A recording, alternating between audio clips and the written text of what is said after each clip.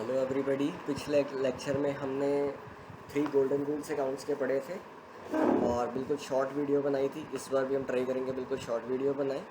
और इसमें जैसा कि आपको पता है कि इंडिया में इंड एस एप्लीकेबल हो गए हैं, तो आज हम इंड एस की एप्लीकेबिलिटी पढ़ने जा रहे हैं इस लेक्चर में। ठीक है, तो बिल्कुल शॉर्ट वीडियो रखेंगे, ज़्यादा लेंथ नहीं बढ़ाएंगे वीडियो की, टू द पॉइंट बात करेंगे।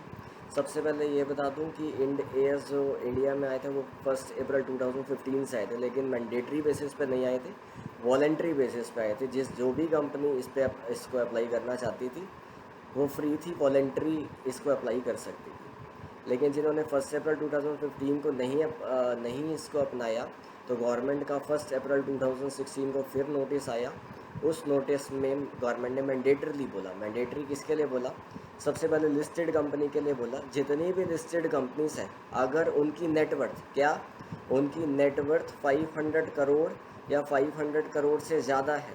दोबारा मैं बोलता हूँ, जितनी भी लिस्टेड कंपनी जिनकी नेटवर्थ 500 करोड़ या 500 करोड़ से ज़्यादा है, उनके ऊपर इंड एस एप्लीकेबल हो गया। कौन सी डेट से? 1 अप्रैल 2016 से। ठीक है। और दूसरा क्या रखा? अनलिस्टेड कंपनीज के लिए गवर्नमेंट ने क्या कहा? जो भी अनलिस्टेड कंपनी है और उनकी नेटवर्थ 500 या 500 करोड़ से ज़्यादा है, तो उन पर भी इंड एस एप्लीकेबल हो गया। तो क्या बोला फर्स्ट रूल में? तो ये बोला जो भी, दोनों के लिए सेम कर दिया, लिस्टेड के लिए भी अनलिस्टेड के लिए भी, जिनकी भी नेटवर्थ 500 करोड़ या 500 करोड़ से ज़्यादा, उनके ऊपर इंड एस एप्लीकेबल हो जाएगा। ठीक है, 1 अप्रैल 2016 की बात करी। और एक बात ये भी सुन लीजिए कि इन कंपनीज़ के साथ जो भी उनके जॉइंट वेंचर्स है, जो भी उनके एसोसिएट्स है, जो भी उनकी सब्सिडरीज है, अगर किसी भी ग्रुप के अंदर एक भी कंपनी पर लग गया, जैसे होल्डिंग सब्सिडरी का अगर रिश्ता है, अगर सब्सिडरी पे लग गया या होल्डिंग पे लग गया, तो पूरा जो उनका ग्रुप है, होल्डिंग सब्सिडरी के एसोसिएट, तो सारे ग्रुप के ऊपर इंड एस लगेगा। चाहे ये सिर्फ एक ही कंपनी की अगर ये लिमिट क्रॉस हो गई ना, तो आपके पूरे ग्रुप पे लगेगा। ठीक है, ये बात समझ आती है। तो पहले मैंने जितना बताया उतना दोबारा बोलता हूँ। 1 अप्रैल 2015 को मैंडेटरी नहीं आया था, वॉलेंट्री आया था। 1 अप्रैल 2016 को गवर्नमेंट ने मैंडेटरी करा। जिस भी कंपनीज के नेटवर्थ 500 करोड़ या 500 करोड़ से ज़्यादा है, उस पर इंड एस एप्लीकेबल हो जाएगा। देन एक और चेंज आया इसके अंदर 1 अप्रैल 2017 को, सॉरी 1 अप्रैल 2017 को। इसमें गवर्नमेंट ने क्या कहा?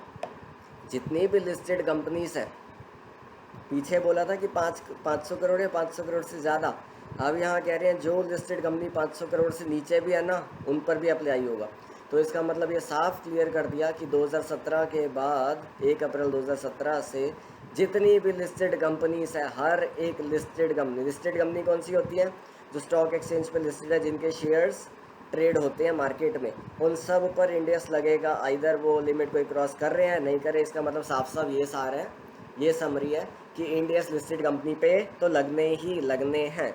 और अनलिस्टेड के लिए एक और बता दें, उसमें क्या करा? पहले कहा था कि 500 करोड़ से ऊपर वालों पर या 500 करोड़, अब क्या कह रहे हैं? जो भी 250 करोड़ से ज़्यादा जिनकी भी नेटवर्थ है, उन पर भी लग जाएगा।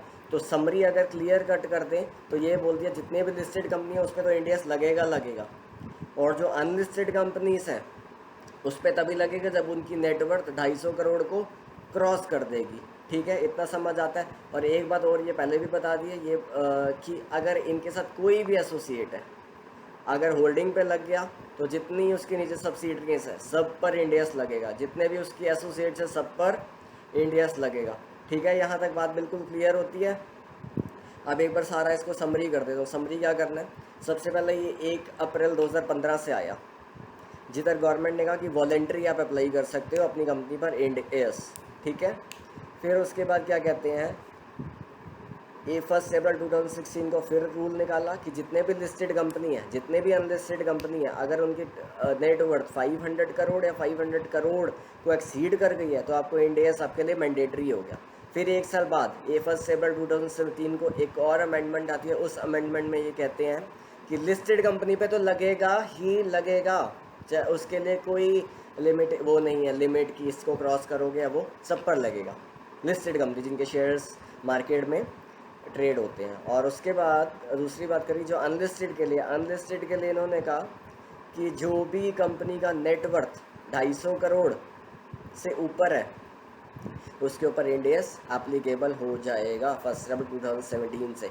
और एक बात और भी बता दूं, एक बार आपने इंड एस चाहे वॉलेंट्री भी अगर आपने इसको अपना लिया, उसके बाद आप बैक नहीं कर सकते। आप ये नहीं कह सकते नहीं मुझे इंड एस नहीं लगाना, मुझे अकाउंटिंग स्टैंडर्ड्स लगाने हैं, ऐसा पॉसिबल नहीं है। अब एक बार इंड एस लग गए किसी भी कंपनी पे, दोबारा बैक जाना इम्पॉसिबल है। तो आपको इंड एस ही लगाने पड़ेंगे, और इंड एस के कंप्लाइंस बहुत ज़्यादा हैं। आगे जो वीडियोस देंगे उसमें आपको बताते रहेंगे। आज की वीडियो यहीं ख़त्म करते हैं। ओके।